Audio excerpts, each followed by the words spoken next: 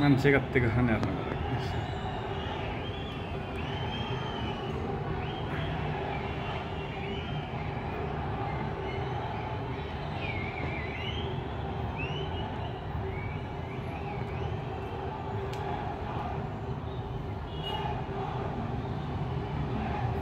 के बिचरे घने खाने करे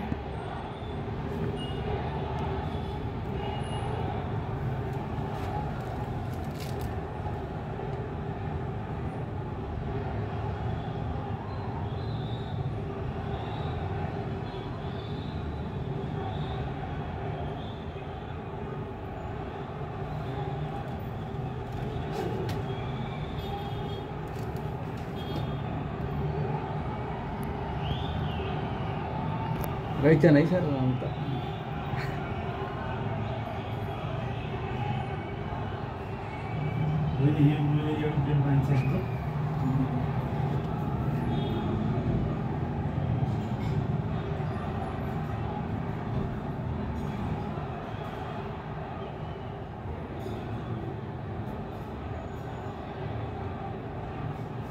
भ्रष्टाचार विरुद्ध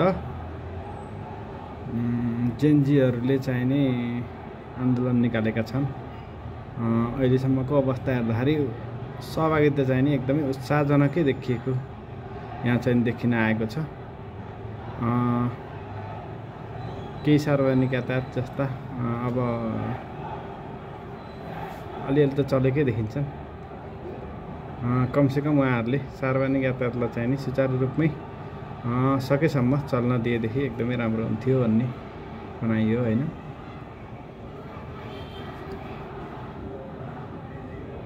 सहभागिता एकदमै उत्साहजनकै देखिएको छ।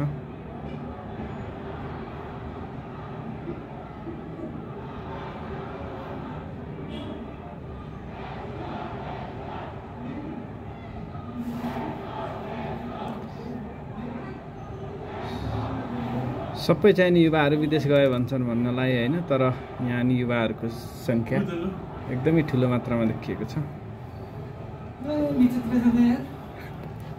ठुलै संख्यामा युवाहरू हुन्छ। म लेख्नु हजुर म लेख्दिन्छु।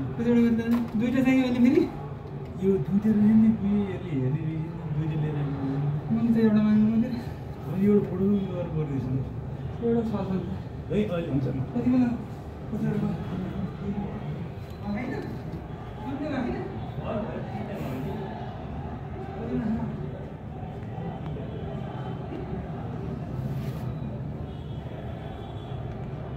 लगभग 3 मिनेटसम्म मान्छेहरूको यसरी नै हिँडिरह्यो भनेपछि यहाँबाट कति छ भन्ने कुरो जनसङ्ख्या ठ्याक्क पत्ता लगाउन पनि नसकिने होइन जस उत्साहजनकै सहभागिता देखियो।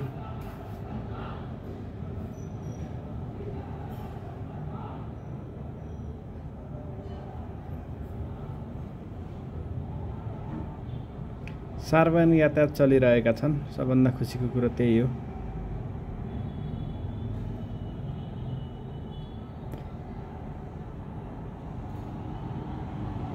जस्तोसुकै आन्दोलन होस्, अब सार्वजनिक यातायात बन्द नहुने परिपाटीको विकास गर्नु अहिलेको आवश्यकता हो। धेरै राम्रो कदम, स्वागतकै कदम। यसरी चाहिँ नि सार्वजनिक यातायात सुचारू रूपमा देखिनु हैन एकदमै राम्रो कदमको रूपमा लिन सकिन्छ। अझै पनि कतिपय साथीहरू हुनुहुन्छ अस्पताल जानुपर्ने, एयरपोर्ट जानुपर्ने अवस्थाका मान्छेहरूलाई एकदमै चाहिने दुःख नदिने अवस्था सिर्जना होस्। हाम्रो भनाइ नै यही हो। सार्वजनिक यातायात चलिराखेकै देखिन्छ हैन। यसले पनि नयाँ साथीहरूलाई राम्रो राजनीतिक चेत छ कि भन्ने देखिन्छ। ल अब संख्या लगभग सकिँदै गएको कि जस्तो पनि देखिन थालेको छ। अब साथीहरू केही मात्रामा पछाडि छुटेका साथीहरू बिस्तारै आउने क्रमहरू बढ्दै गइरहेको छ। यो संख्या केही बेरसम्म नै यसरी निरन्तरता होला नै हैन। एकदम राम्रो छ।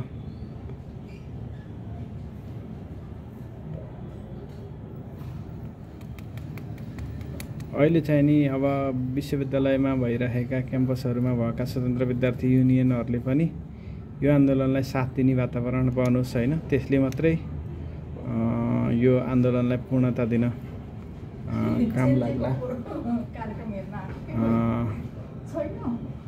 ल राम्रो संस्कार देखिएको छ, राम्रो संस्कार चाहिँ नि यसरी भित्री राखेको छ।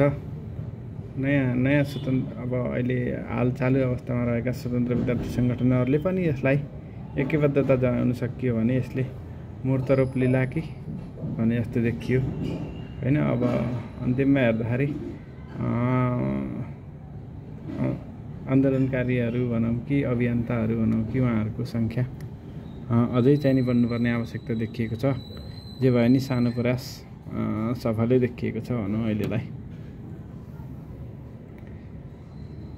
मान्छेहरू थपिने क्रम लगभग यसरी नै बढ्दै जाला होइन। मान्छेहरू हिँड्दै नै छन् होइन, सार्वजनिक यातायात पनि सुचारू नै छन्, चल्दै जान्। सार्वजनिक यातायातलाई रोक्ने काम नगरियोस् भन्दै अहिलेको भिडियो अब सङ्ख्या अलिकति पातलो लिँदै गएको हुनाले आउने क्रम त जारी नै छ, सङ्ख्याहरू बढ्दै जालान् भन्दै अहिलेको भिडियो यहीँ सकियो।